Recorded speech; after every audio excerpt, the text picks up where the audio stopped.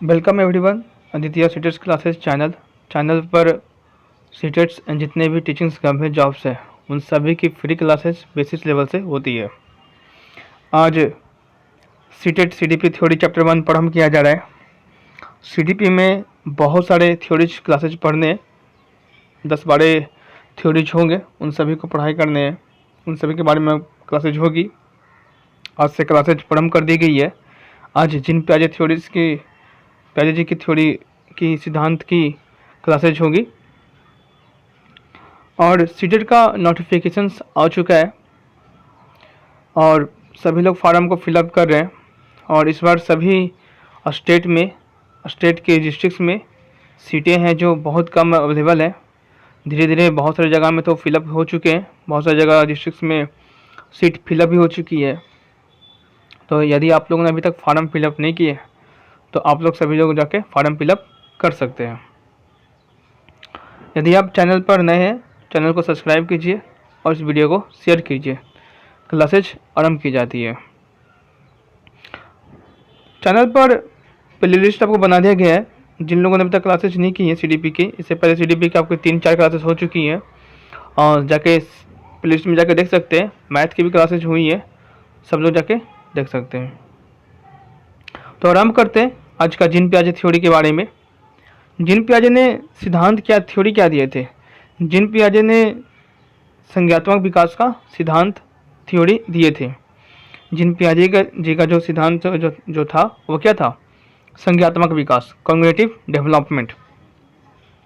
जिन प्याजे जी का जो सिद्धांत जो था वो था संज्ञात्मक विकास। तो बहुत बार सीटेट में पूछा भी गया है कि कॉग्निटिव डेवलपमेंट या संज्ञात्मक विकास किन मनोवैज्ञानिक के द्वारा कहा गया है? तो आपका क्या होगा? जिन प्याजे। जिन प्याजे ने जिन्हें संज्ञात्मक विकास के सिद्धांत दिए हैं, ठीक है।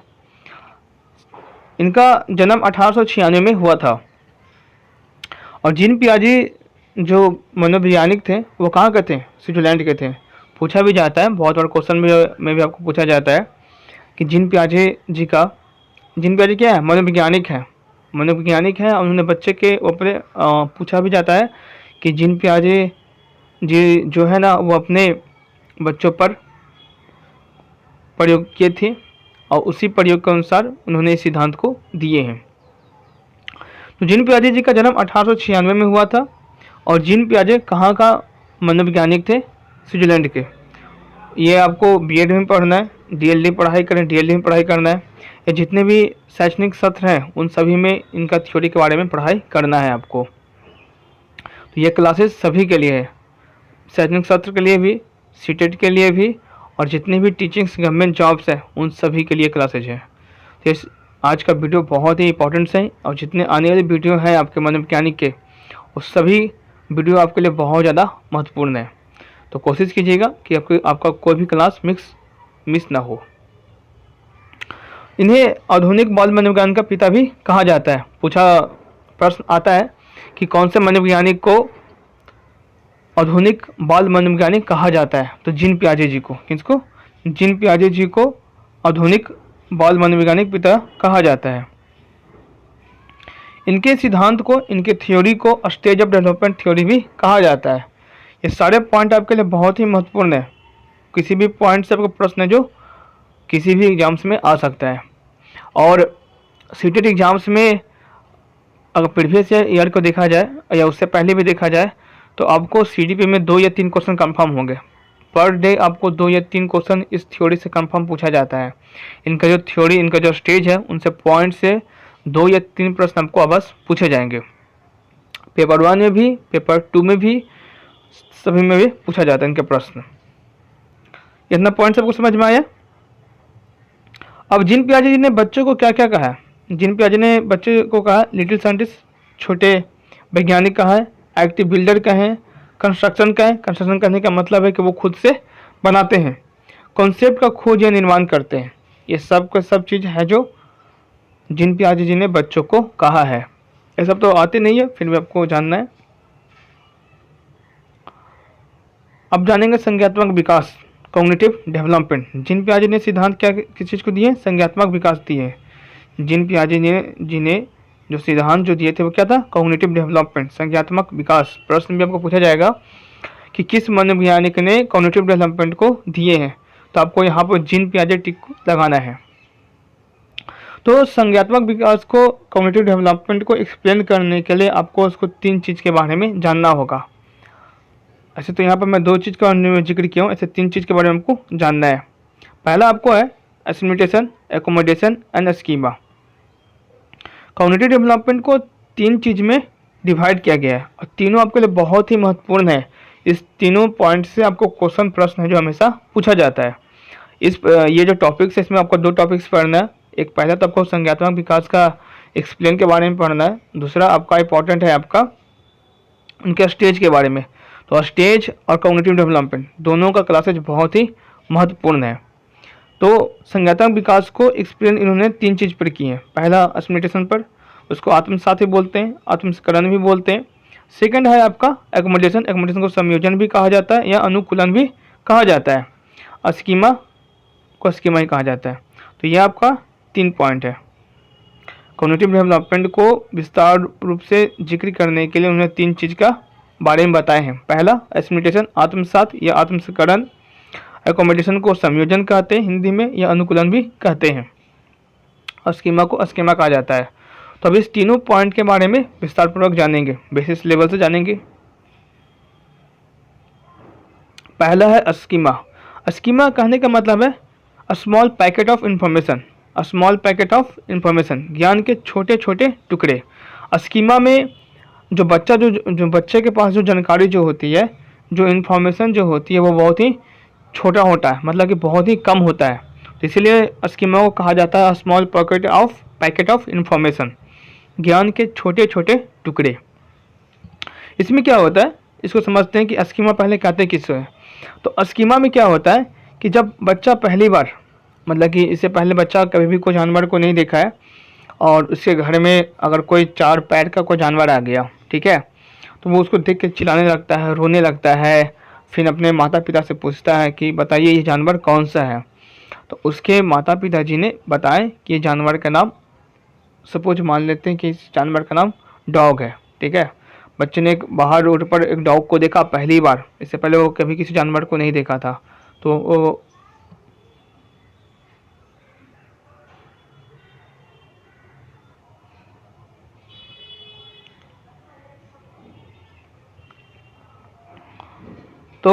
आत्मसात, यहाँ पर स्मॉल पैकेट छोटे छोटे टुकड़े करने का मतलब ये हुआ कि बच्चा पहली बार कोई 4 पैर के जानवर को देखा, ठीक है, और वो जोर जोर से क्या करने लगा, चिल्लाने लगा।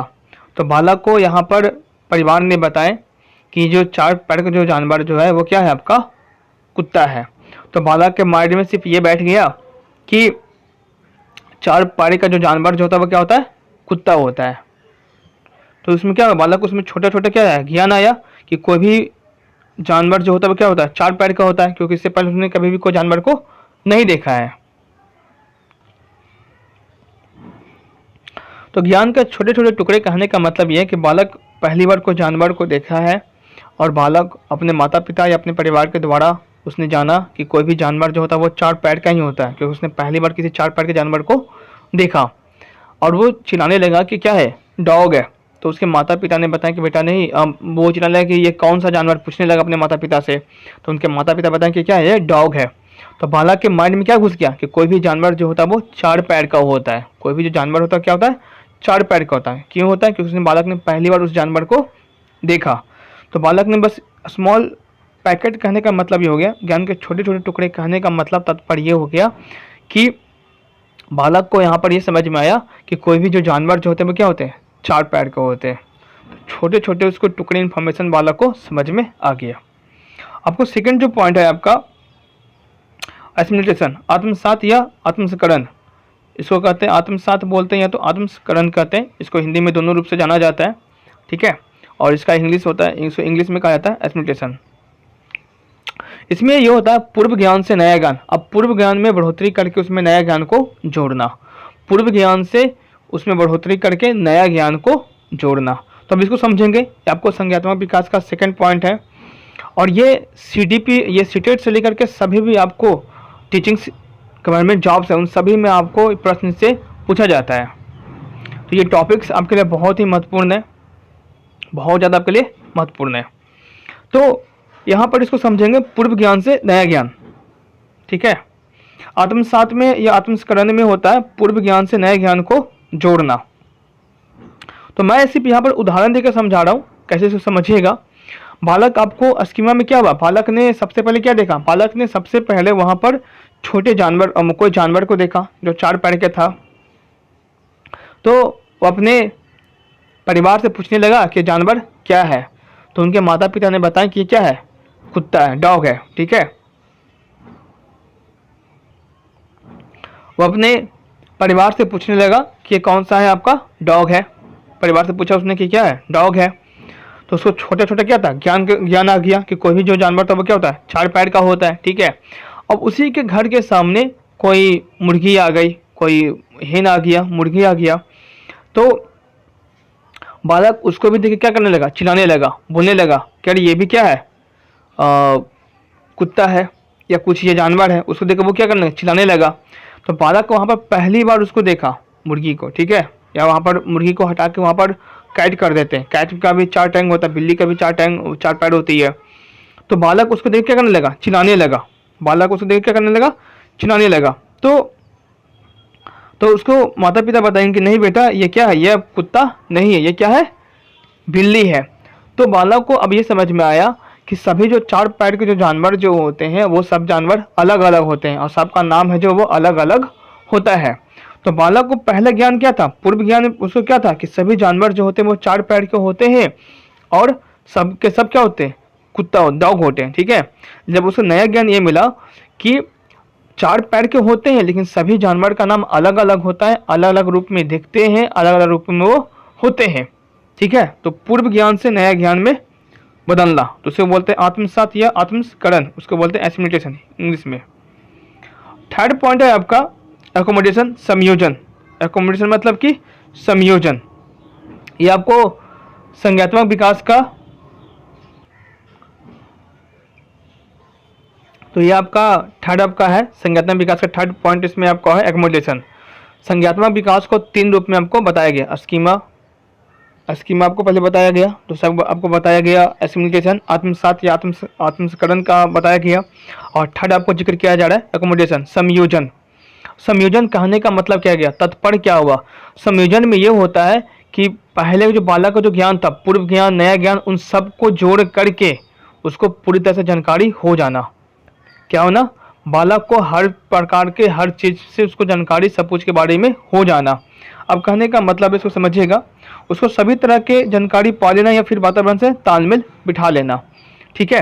अब इसे कहने का मतलब समझिए, तत्पर समझिए कि कोई भी बालक को दूसरे राज्य में घूमने के लिए जाता है, कोई दूसरे क्षेत्र में घूमने के लिए जाता है या दूसरे राज्य में घूमने के लिए जाता है, तो बालक वहाँ के चिड़ियाखाना में जाता है, ठीक है। वहाँ के जू जो होता है वहाँ गया और चिड़ियाघर गया बालक।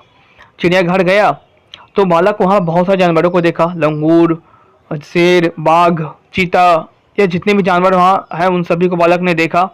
तो बालक अब सबका नाम भी बता सकता है, बालक अब सबको रंग रूप से पहचानने लगा है, बालक अब सबको नाम भी बता सकता है, उनके आकार बता सकते हैं, वो किस क्षेत्र में रहते हैं, वो किस प्रकार से खाना खाते हैं, वो क्या करते हैं।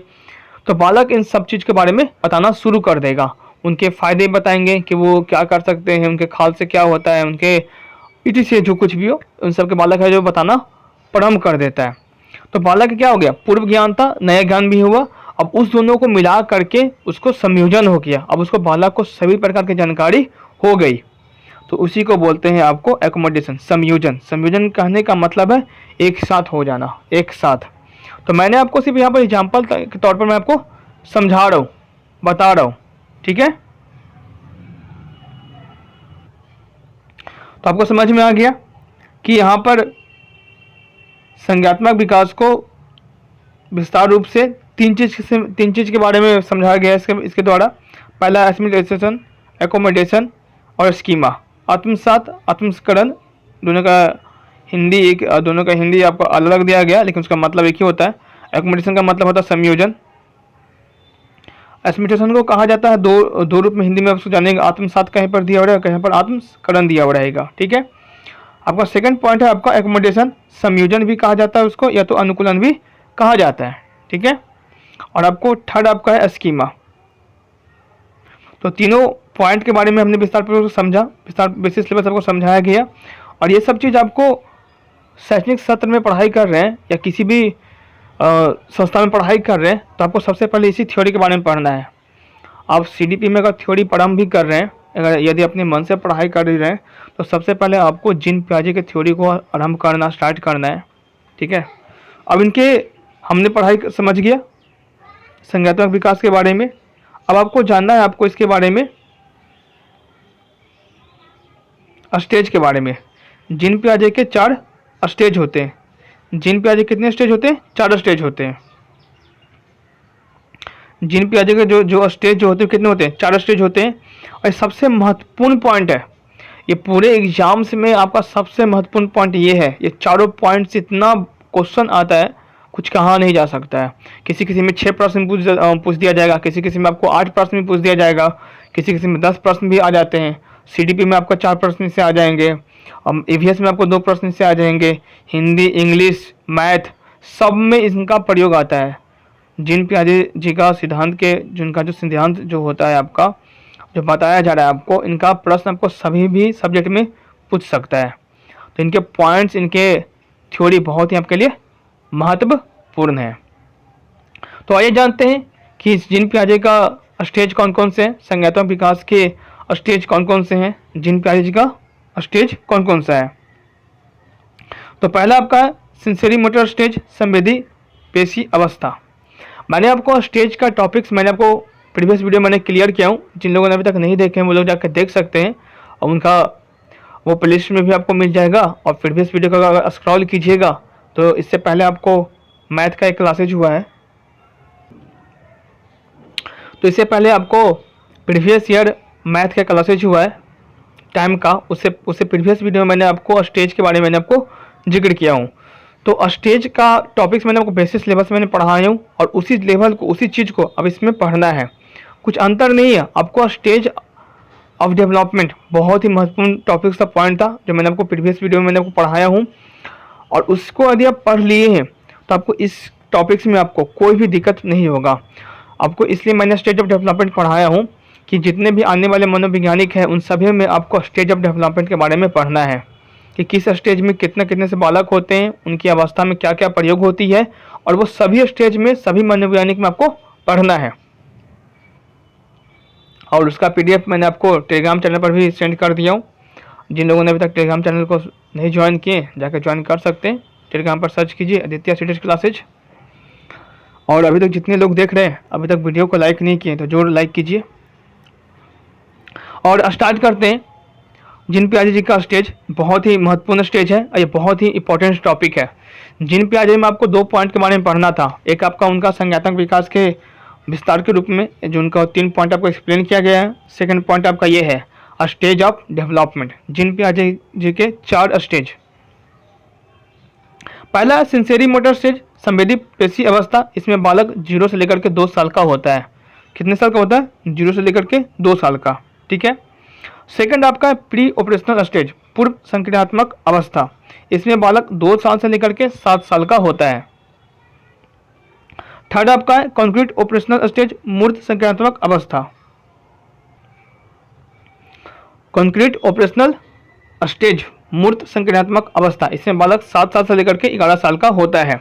फोर्थ है आपका फॉर्मल स्टेज, औपचारिक संक्रियात्मक अवस्था, कि जो कितने साल का होता है? 11 साल से लेकर के 15 साल का होता है।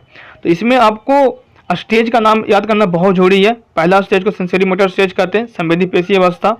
इनका पहला स्टेज का नाम क्या है? सेंसरी मोटर स्टेज, संवेदी पेशी अवस्था।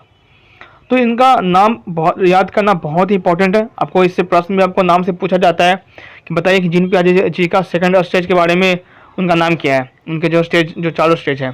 चाहे पूछ देगा कि किसी बालक का जो उम्र है, जो एज जो है वो 7 साल से लेकर के 11 साल के बीच में है, तो उस स्टेज का नाम बताइए जिन पियाजे के स्टेज के द्वारा।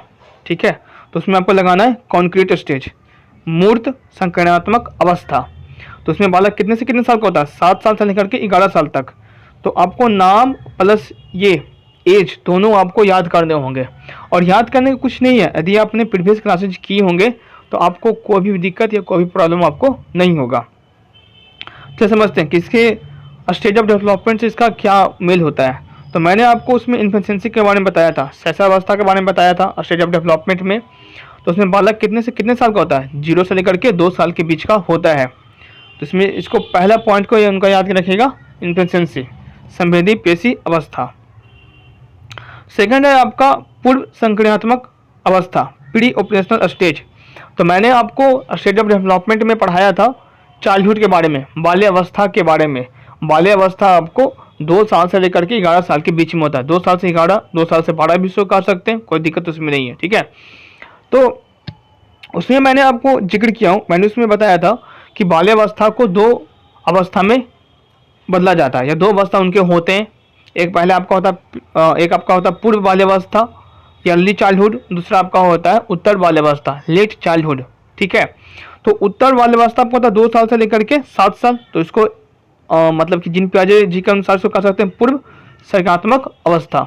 तो उसमें भी कहा जाता था पूर्व बाल्यावस्था, तो इसमें भी क्या कहा जाता है, पूर्व संक्रियात्मक अवस्था। तो याद करने के लिए कोई दिक्कत नहीं होगा, बस आपका स्टेज ऑफ डेवलपमेंट टॉपिक्स और थ्योरी आपको माइंड में कवर होना चाहिए। सेकंड आपका है कॉन्क्रीट ऑपरेशनल स्टेज, मूर्त संज्ञात्मक अवस्था। ये आपका कौन सा हुआ, ये आपका हो गया लेट चाइल्डहुड, उत्तर बाल अवस्था। जो अवस्था उसमें पढ़ना वो अवस्था इसमें पढ़ना, नाम खाली आपको अलग अलग है, लेकिन नाम को सिर्फ अलग अलग खाली दिया गया है, नाम उनका अलग है, लेकिन जितना स्टेज में उसमें जो विकास जो होता था वो विकास इसमें पढ़ना है, कोई इसमें अंतर नहीं है। यदि आपने स्टेज ऑफ डेवलपमेंट में पढ़ाई कर ली है और उसमें आपका पूरा आपका विस्तार रूप से पढ़ा हुआ है, मैंने आपको विस्तार रूप से मैंने पढ़ाया भी हूँ, आपको कोई भी दिक्कत इस टॉपिक में stage of development stage of में कोई दिक्कत आपको नहीं होगा। फोर्थ है आपका फॉर्मल स्टेज, औपचारिक संक्रियात्मक अवस्था, 11 साल से लेकर के 15 साल। और स्टेज ऑफ डेवलपमेंट टॉपिक में मैंने आपको पढ़ाया था एडोलेसेंस के बारे में, किशोर अवस्था के बारे में, 11 साल से लेकर के 17 साल के बीच में। तो कोई अंतर नहीं है। अब इसको विस्तार पूर्वक से जानेंगे कि सेंसरी मोटर स्टेज किससे कहते हैं, संवेदी पेशी अवस्था में बालक क्या क्या करता है, और इनका पॉइंट बहुत ही इंपॉर्टेंट है, सभी लोग ध्यानपूर्वक से अगर नोट करना नोट कर ले। इनका जो स्टेज है जानना बहुत ही आपका इंपॉर्टेंट है, बहुत ही जानना, क्योंकि इनके पॉइंट से ही, इनका जो पॉइंट जितना मैंने आपको लिखाया हूँ बताया हूँ, इन पॉइंट से ही प्रश्न है जो पूछे जाते हैं। जब मैं आपको इसका प्रश्न को सॉल्व करवाऊंगा, जिन प्यारे जी का पेपर 1 पेपर 2 का जब क्लासेज होंगी प्रीवियस ईयर की, तो उसमें देखिएगा कि इनके पॉइंट से ही प्रश्न है जो पूछा जाता है। तो सेंसरी स्टेज में क्या होता है, संवेदी पेशी अवस्था में बालक क्या क्या करता है, 0 साल से लेकर के 2 साल के बीच में बालक होता है। तो बच्चा ज्ञान इंद्रियों के माध्यम से सीखता है, मतलब कि कहने का मतलब मैंने आपको स्टेज ऑफ डेवलपमेंट में मैंने इस चीज़ को पढ़ाया हूँ, और फिर से मैं इसमें आपको बता रहा हूँ कि बालक इसमें हाव भाव से समझेगा। बालक जो जब 0 साल से लेकर 2 साल के बीच में होगा ना, तो उसको मूड़ी इधर उधर कीजिएगा तो वो शांत हो जाएगा। चाहे मूड़ी अपने इधर उधर जब डुलाइएगा ना, तो बालक की मूड़ी इधर उधर डुलाना शुरू कर देता है, वो आपको देख करके नकल करना क्या करता है, शुरू कर देता है, ठीक है। फिर दूसरा आपको है ऑब्जेक्ट प्रेफरेंस, वस्तु स्थापित गुण ये आ जाते हैं। वस्तु स्थापित गुण आ जाने का मतलब ये है कि मैंने इसको बताया भी हूँ कि जैसे कि बालक किसी वस्तु को देखता है तो उसके दिमाग में छप जाता है। तो बालक बहुत ज़्यादा रो रहा है, 0 साल से लेकर 2 साल का बालक बहुत ज़्यादा रोता है कभी कभार, तो क्या करते हैं ना, उसको खुश करने के लिए, उसको शांत करने के लिए ना कोई सा खिलौना उसके सामने रख देते हैं। तो बालक उसको देखते ही शांत हो जाता है, एकदम शांत हो जाता है, ठीक है। और जैसे उस खिलौना को जब हटाइएगा ना, तो बालक रोना फिर से क्या करेगा, शुरू कर देता है। तो जो वस्तु जो होती है उसके दिमाग में क्या होती है, छप जाती है। तो पूछेगा कोई, आपको उदाहरण देकर पूछेगा क्वेश्चन भी आपको, कि अगर कोई वस्तु को बालक के सामने रख देते हैं और वो छप जाती है, तो वो जिन प्याजे जी का किस स्टेज में होता है। तो वो आपको टिक लगाना कि सेंसरी स्टेज में, संवेदी पेशी अवस्था में ये होता है। कोई दिक्कत नहीं, पॉइंट को जानिएगा, समझिएगा, मैं जिक्र भी कर रहा हूँ। अब आपका सेकंड स्टेज के बारे में जानना है, pre operational stage. Pre operational stage, पूर्व संक्रियात्मक अवस्था। इसमें क्या होता है, एनिज्म। अब ये बालक इसमें 2 साल से लेकर के 7 साल का होता है। तो जो पूर्व बाल्यावस्था में बालक का जो विकास जो होती है वो विकास आपको सेम इसमें भी पढ़ना है। एनिज्म का मतलब कि जीववाद, इसमें बच्चा सजीव और निर्जीव वस्तुओं का अंतर नहीं कर पाता है। तो मैंने आपको जिक्र किया था उसमें पूर्व बाल्यावस्था में मैंने आपको जिक्र किया था, अर्ली चाइल्डहुड में मैंने आपको जिक्र किया था कि इस अवस्था को हम लोग टॉय एज भी कहते हैं। तो टॉय एज में क्या होता है बालक को ना, कि वो बालक को लगता है कि जब हमें ठंड लग रहा है तो इस खिलौने को भी क्या लग रहा होगा, ठंड लग रहा होगा। जो टॉय जो होता है क्या होता है, वो नॉन लिविंग थिंग्स होता है, लेकिन बालक वो चीज़ को नहीं जानता है, नहीं समझता। उसे लगता है कि हमें भी भूख लग रही है तो इस खिलौने को भी भूख लग रहा होगा। बालक उसको पानी पिलाता है या जो कुछ भी करता है वो करता है। तो इसमें एनिज्म मतलब कि जीववाद। तो पूछेगा कि एनिज्म है जो किस स्टेज में होता है, तो आपको बताना है प्री ऑपरेशनल स्टेज में, पूर्व संक्रियात्मक अवस्था में। इसमें बच्चा सजीव और निर्जीव वस्तुओं का अंतर नहीं कर पाता है। तो आपको सेकेंड स्टेज में आपको पहला पॉइंट के बारे में बताया गया, एनिज्म के बारे में, जीववाद के बारे में। अब आपका इसका थर्ड पॉइंट है आपका ईगोसेंट्रिज्म, अहम केंद्रित। क्या आता है, अहम केंद्रित। ईगोसेंट्रिज्म किस अवस्था में आता है, पूर्व आपको आता है। इस चीज़ को हमेशा ध्यान दीजिएगा कि आपको प्री ऑपरेशनल स्टेज में, पूर्व संक्रियात्मक अवस्था में आता है। पूछेगा कि बच्चा में ईगोसेंट्रिज्म किस अवस्था में आता है, तो आपको बताना है कि पूर्व संक्रियात्मक अवस्था में। जब बच्चा यह सोचना शुरू कर देता है कि जो मैं कर रहा हूँ वो क्या है आपको बिल्कुल सही है, मतलब कि बालक को लगेगा कि मैं मिठाई ये खाना चाहता हूँ, मैं ये काम करना चाहता हूँ, वो गलत हो या कुछ भी हो, बालक उस काम को करेगा, क्योंकि बालक को लगता है कि जो मैं कर रहा हूँ वो क्या है बिल्कुल सही है। तो वो उसको बोलते हैं ईगोसेंट्रिज्म, अहम केंद्रित। जब बच्चा यह सोचना शुरू कर देता है कि जो मैं कर रहा हूँ वो क्या सही है और अच्छा है, तो वो क्या होता है, ईगोसेंट्रिज्म होता है। बच्चे में क्या होता है, ईगो आ जाता है कि जो मैं कर रहा हूँ वो क्या है बिल्कुल सही है। और वो किस स्टेज में आता है, प्री ऑपरेशनल स्टेज में, पूर्व संक्रियात्मक अवस्था में। इस अवस्था में बालक भाषा सीखना भी प्रारंभ करता है। क्वेश्चन भी यही अराइज होता है कि बालक आपको किस अवस्था में भाषा सीखना प्रारंभ करता है, तो पूर्व संक्रियात्मक अवस्था में बालक प्री ऑपरेशनल स्टेज में बालक है जो भाषा सीखना शुरू कर देता है। ये रिवर्सिबिलिटी नहीं कर पाता है। इसके बारे में मैंने वो जिक्र भी किया हूँ कि बालक को अगर 3+2 का एक मैथ दे दिया जाए तो वो बना देगा, 5 होता है, ठीक है। नहीं ऐसे नहीं, 2+3 बालक को दे दिया जाए लिखने के लिए तो बालक बता देगा कि इसका उत्तर क्या होगा, 5 होगा, ठीक है। अब इसी बालक को 3+2 लिखने के लिए कहा जाएगा तो बालक इसको नहीं लिखेगा, बस हमने क्या किया, इस नंबर को हमने आगे पीछे कर दिया। तो बालक इस अवस्था में प्री ऑपरेशनल स्टेज में आपको रिवर्सिबिलिटी नहीं कर पाता है, ठीक है। सेंट्रेशन कहने का मतलब क्या होता है, केंद्रीकरण। सेंट्रेशन करने का मतलब क्या होगी आपको, केंद्रीकरण, ठीक है। बालक को क्या होता है, बालक को कोई चीज को बालक को दिमाग में क्या होता है, छप जाता है। कंजर्वेशन, संरक्षण, कंजर्वेशन किसको कहते हैं, किसी वस्तु के क्वालिटी या उसके आकार को बदल दें तो बालक उसको समझ नहीं पाता है। कंजर्वेशन भी आपको, संरक्षण भी आपको प्री ऑपरेशनल स्टेज में होता है। इसमें क्या होता है कि जो बालक जो है वो किसी भी क्वालिटी को समझ नहीं पाता है। बालक क्या करता है, किसी भी क्वालिटी क्या करता है, बालक किसी भी क्वालिटी को समझ नहीं पाता है। जैसे बालक के सामने बहुत सारी वस्तु को आप रख दीजिएगा, क्या करिएगा, बहुत सारी वस्तु को रख दीजिएगा। चलिए मैं आपको समझाता हूँ और बताता हूँ विस्तार पूर्वक से कि बालक के सामने 2 गिलास को रखते हैं। एक गिलास में जो छोटा है, मतलब कि हल्का सा पतला है, हल्का सा है, ठीक है, और वो चौड़ा बहुत ज़्यादा है, ठीक है, और कोई पतला सा बड़ा वाला गिलास है, ठीक है। अब बालक को पूछेंगे ना कि किस में, बालक उससे पूछेंगे किस वस्तु में ना जो सामान जो रखा गया ज़्यादा होगा, तो बालक बताएगा कि जो लंबा वाला गिलास होगा ना उसमें क्या बड़ा होगा। लेकिन सबसे ज़्यादा बड़ा किस में होगा, आपको इसमें होगा, क्योंकि छोटा है, ये चौड़ा है और इसमें ज़्यादा अटेगा, और ये आपका पतला है और ये लंबा है, तो इसमें वस्तु है जो कम अटेगा। तो ठीक है, तो बालक इसको कंजर्वेशन में नहीं कर पाता, उसको आकार, उसको प्रकार में उसको बता नहीं पाएगा, ठीक है। तो वो किस अवस्था में होता है, वो आपको प्री ऑपरेशनल स्टेज में होता है। सेकंड आपका है, आपका अगला जो पॉइंट है आपका सीरिएशन, क्रमबद्धता। क्रमबद्धता में ये होता है कि बालक के सामने कोई वस्तु को रख दीजिएगा, बालक के सामने कोई वस्तु क्या कीजिएगा, रख दीजिएगा, तो बालक उसको सरिया नहीं पाएगा, उसके शेप से, उसके आकार से उसको बालक उसको सरिया नहीं पाता है। तो बालक को क्रमतः इसमें बालक उसके आकार के अनुसार बदल नहीं पाता है, कौन शेप, कौन सा आकार पहले होगा बाद में होगा, उसको वो नहीं कर पाता है, तो वो किस स्टेज में आता है? प्री ऑपरेशनल स्टेज में।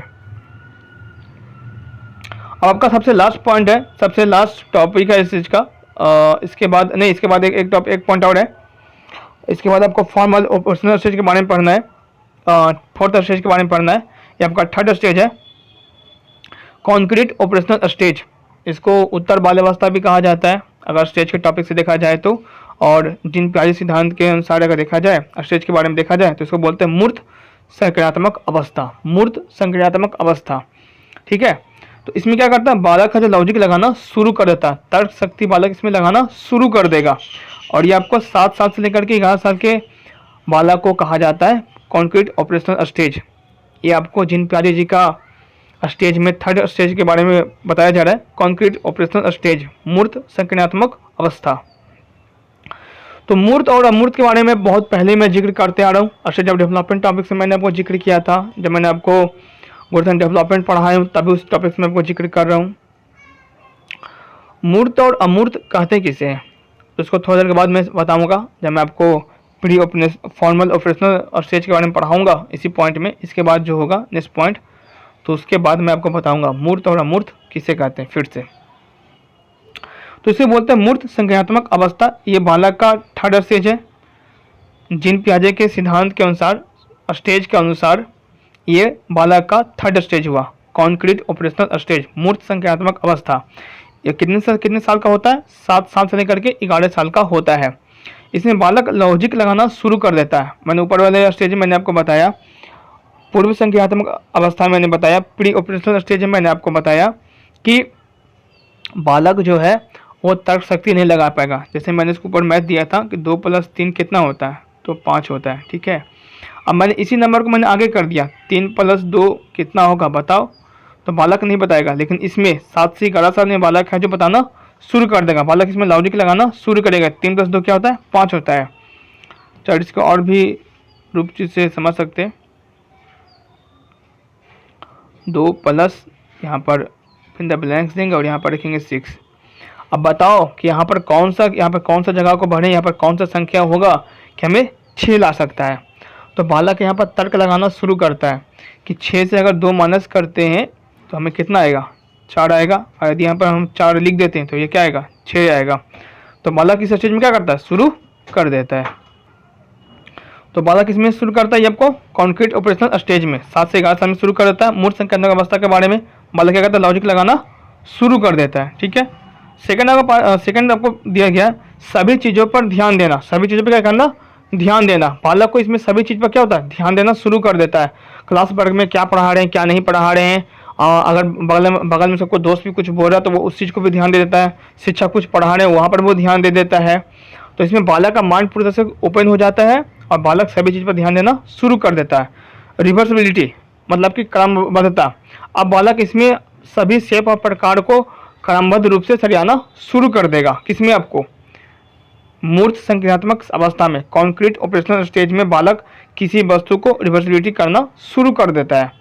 इस अवस्था में बालक उदाहरण के तौर पर तर्क लगाना शुरू कर देगा। ठीक है, नेक्स्ट पॉइंट मैंने वो जिक्र किया हूँ।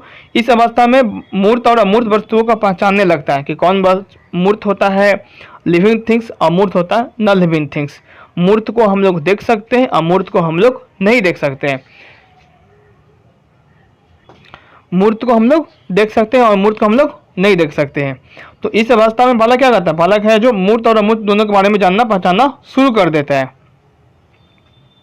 अब आगे दिया है कि इस अवस्था में बालक क्रमशः आकार के अनुसार बदलना रखना सीख जाता है। जो बालक को अगर बहुत सारे वस्तु को दे दिया जाए सरियाने के लिए, बालक को अगर बहुत सारे वस्तु को अगर दे दिया जाए सरियाने के लिए, किसी वजह ऐसे कोई वस्तु है, ये आपको ऐसे हो गया। अब बताया जाएगा कि सबसे बड़ा को आगे रखो, बड़ा को सबसे आगे रखा। ठीक है, तो बालक इसमें क्या करता है? क्रमबद्ध रूप से बालक इसमें सरियाना शुरू कर देता है। किसमें? प्री कॉन्क्रीट ऑपरेशनल स्टेज में, मूर्त संख्यात्मक अवस्था में। कॉन्क्रीट में मूर्त संख्यात्मक अवस्था में बालक किसी भी चीज़ को, किसी भी वस्तु को क्रमबद्ध रूप से सरियाना शुरू कर देता है। अब आपका सबसे लास्ट टॉपिक है फॉर्मल ऑपरेशनल स्टेज, औपचारिक संक्रियात्मक अवस्था। ये आपका जीन पियाजे जी के स्टेज के सबसे लास्ट स्टेज के बारे में बताया जा रहा है, फॉर्मल ऑपरेशनल स्टेज। इस अवस्था में बालक अमूर्त वस्तुओं के बारे में सोचने लगता है। इस अवस्था में क्या करता है बालक? अमूर्त वस्तुओं के बारे में सोचना शुरू कर देगा। मतलब नॉन लिविंग थिंग्स के बारे में बालक क्या करना? बालक है सोचना शुरू कर देता है कि कोई वस्तु है जो नॉन लिविंग थिंग्स है, तो उसके अंदर क्या पदार्थ है, वो किस प्रकार से बना हुआ है, तो बालक क्या करना? बालक है जो सोचना शुरू कर देता है। और इस अवस्था में बालक का सबसे अत्यधिक विकास होती है। जितने विकास जो होती है ना, वो तीव्र गति पर होता है। बालक का जितना भी जो विकास जो होगा वो क्या होगा? तीव्र गति पर होता है। किस अवस्था में? आपको संक्रियात्मक अवस्था में। और इसके जितने भी पॉइंट्स और भी जानने होंगे वो आप जाकर के प्रीवियस वीडियो में सीटेट का भी सीडीपी का देख सकते हैं। मैंने आपको स्टेट ऑफ डेवलपमेंट टॉपिक्स मैंने आपको पढ़ाया हूँ, तो उसमें आपको जाकर के आप देख सकते हैं, समझ सकते हैं। तो ये चारों जो स्टेज थे आपके लिए बहुत ही महत्वपूर्ण है और इससे क्वेश्चन बहुत ज़्यादा ही पूछा गया है। अब मैंने इनके हर एक पॉइंट का मैंने आपको जिक्र भी किया हूँ। अगर कोई पॉइंट छूट भी गया है तो आप उसे स्टेज ऑफ डेवलपमेंट टॉपिक्स में जाके देख सकते हैं। मैंने उसमें आपको और सभी स्टेज के बारे में मैंने आपको पूर्ण विस्तार रूप से जिक्र किया हूँ, और वही चीज़ इसमें सेम टू सेम इसमें भी आपको जिक्र करना था। ठीक है, तो क्लासेज अब आरंभ समाप्त करते हैं। अब ये क्लासेज बंद किया जा रहा है। आज का वीडियो आपको कैसा लगा आप उनसे कमेंट बॉक्स में जरूर बताएं, और यदि आप चैनल पर नए हैं तो चैनल को सब्सक्राइब करें और अपने दोस्तों के साथ शेयर करें। और अभी तक सीटेट का फॉर्म फिलअप नहीं किए हैं तो सीटेट का फॉर्म जरूर जाके फिलअप करें। आपको सीटेज वाइज आपको दिया जा रहा है और सीट बहुत ही कम बच रहा है, तो यदि आपने नहीं भरे तो जाकर जरूर भरें। वीडियो को समाप्त कर रहे हैं। जय हिंद, जय भारत, वंदे मातरम।